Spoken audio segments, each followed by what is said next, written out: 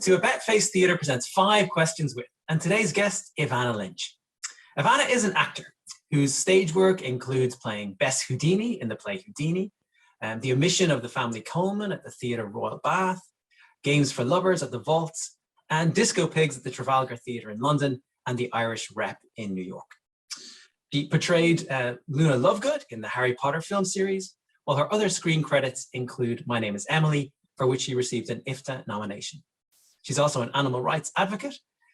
She launched the cruelty-free cosmetics brand, Kinder Beauty Box, and is the author of a new book, The Opposite of Butterfly Hunting. Evanna, you're very welcome. Thank you. Thanks for having me. It's great to see you. Yeah. So the first question, we're just going to jump in, is just what play or experience first got you into theatre? Yeah, I was thinking about this, and I have probably quite a weird answer. Like, I think it goes all the way back to childhood, where as most Irish people will relate to the experience, we went to mass every Sunday, 12, 15, and I found it so mind-numbingly boring. Really wasn't into I would bring books, I would bring things to do, activities, like scribbling on the seats in front. But then every second Sunday there was a children's mass, and it was where children would act out scenes from the Bible. They would come together on the altar, and I remember being quite captivated and jealous, really feeling like, well, those kids look like they're having all the fun, and who let them go up on the altar? And I kept nagging my mum, like, why can't I be on the altar? Can I be in the children's mass? And it turned out you just needed to turn up to practice before. And of course my parents were like, great, she's going to be into Catholicism, this is great. I just wanted to be on the stage. And I just would do that every second Sunday, and I loved it. And I remember feeling this sense of like pity for the audience, like, oh, you poor souls, you poor people that you don't get to be part of the fun. Like, this was where the action was happening. And I was quite a shy child, so I found that getting up there and having a little character to play, it freed me from just the being in my head too much, and it gave me almost an excuse to communicate with the wider public. So it was that first. And then at school, I started getting into doing theatre as well. Another religious connection. I played St. Francis of Assisi, patron saint of animals. So that's been an interesting full circle moment. And just all those little experiences as a child of finding it as a freeing form of self-expression. That's where it all started, I believe. Great, fantastic. All right, so Evanna, second question for you is, what's a great play that you love and why? I have to go with the one that we worked on, Paul, on Calico. I really loved the play Calico, and it's not a very well-known play. It's about the Joyce family, Lucia Joyce, James Joyce. It focuses on Lucia's story because she had a really interesting battle with mental health and creativity, and I really relate to that story. I also think it just is a beautiful portrait of a very creative family, eccentric family, a very well-known figure, James Joyce, but to see that creativity has another side. It has a very dark side if mismanaged. And I think it was mismanaged in the case of Lucia. She didn't really have this freedom to express herself, partly because she was a woman, but also because their lives revolved around her father and accommodating his craft. And I think hers wasn't taken as seriously. And it then manifested itself as these very serious mental health issues. And I read that play and that story, and it's like, it's a cautionary tale, but it's also, I find her such a vibrant, interesting character. And even though I didn't have that, my family are much more well, not as eccentric as the Joyce family, but I would see a lot of parallels there of just strong characters, sensitive people, and how it can be just chaos in the family. I think I find plays about families so fascinating because that's where you're really tested, and we all find it every time I go home at Christmas. I'm like, okay, gear up, even though I love them and they're at the center of my universe, really. It brings out colors and things that you hide from other people that you don't have to tap into that are uncomfortable. So yeah, that's a play that I really, really love, and I wish it got more recognition, and I hope someone will stage it again soon. It's very powerful. Yeah, absolutely. No, it's a terrific play. Yeah, excellent. Okay, so can you tell us about a time in your theater life where something turned out differently than you expected it to? Oh, do you mean like if something went wrong on stage? Either went wrong or you were surprised in a good way. Yeah, however, whatever the question means to you is what the question is. Yeah. I haven't had too many like things going wrong. I haven't had too many of those horror stories. Touch wood. I really don't want that to happen. There's been a few moments. Oh, actually, one really hilarious one was during Disco Pigs.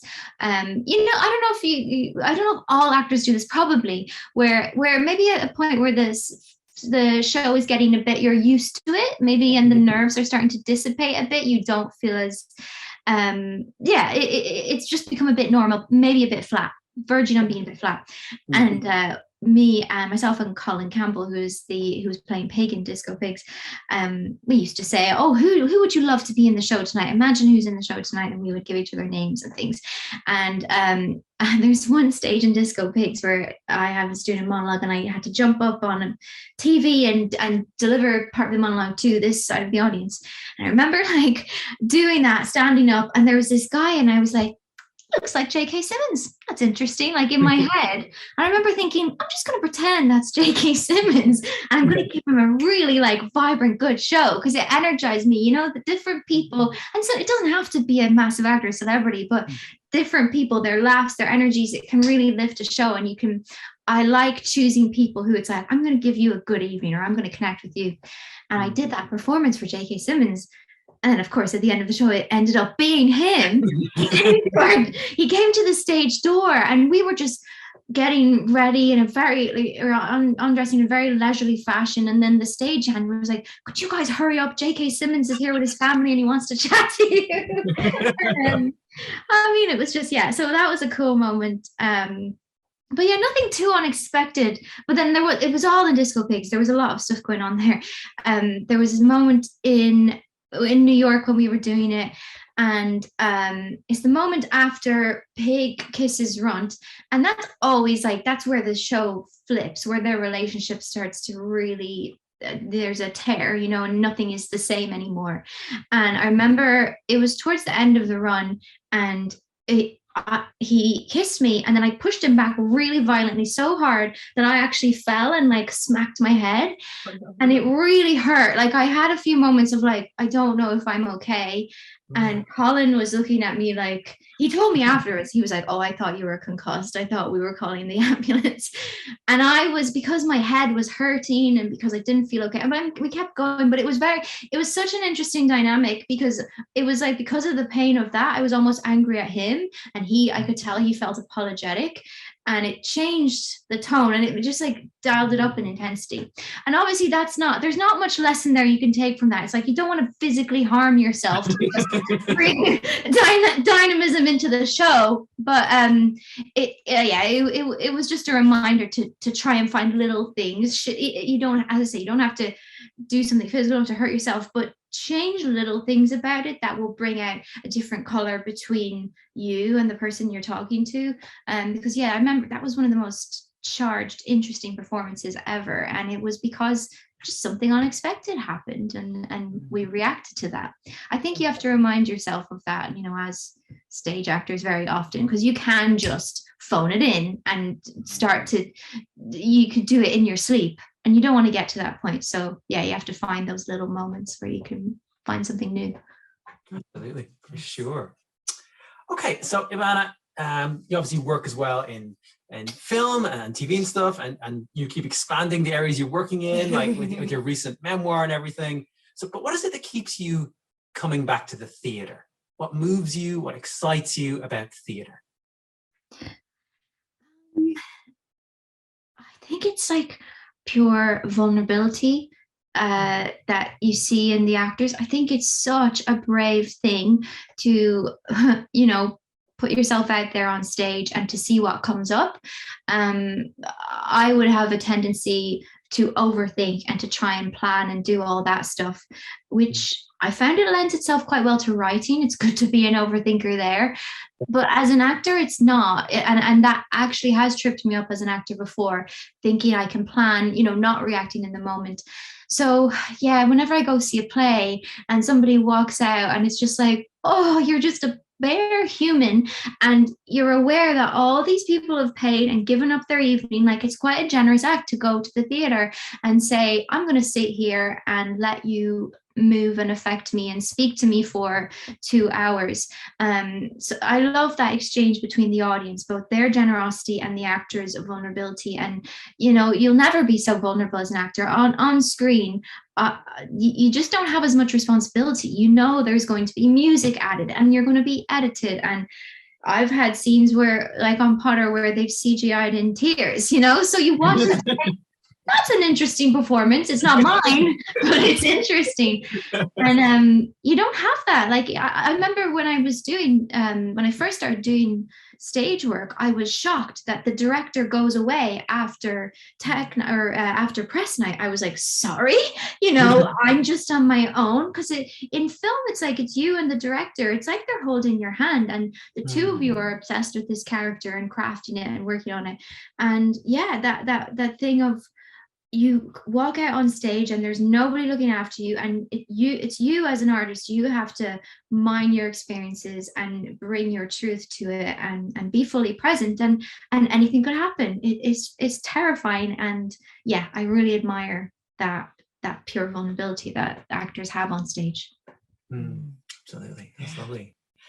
So can you tell us about any tools or anything that you've learned in theater that you've found useful in the rest of your life?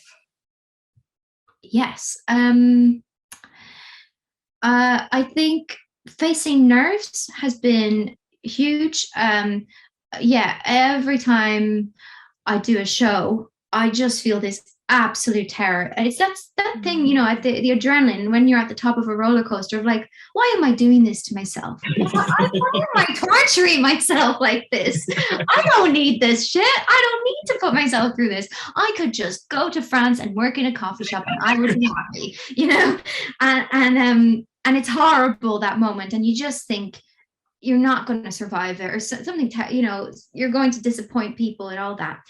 And I always have that moment before every show. And then I get out on stage and the lines happen and your body kicks in.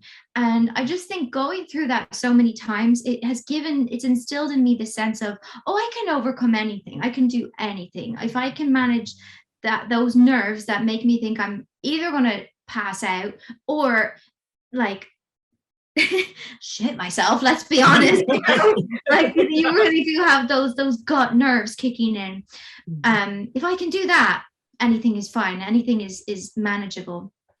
So that, just relying on that training, and also preparing, showing up, because we all have those nightmares of going out on stage and just going blank. But I think if you have done the preparation, and I use this for auditions, like my key thing is just learning the lines, being as prepared as I can, because then when the nerves kick in or when variables happen, like the director throws notes at you, or just some stressful situation occurs, you have that assurance, that certainty that you've learned it, you've prepared. So there's something, and the body, the muscle memory remembers that and knows. So yeah, I would say those two things of facing nerves and preparation being key. Yeah.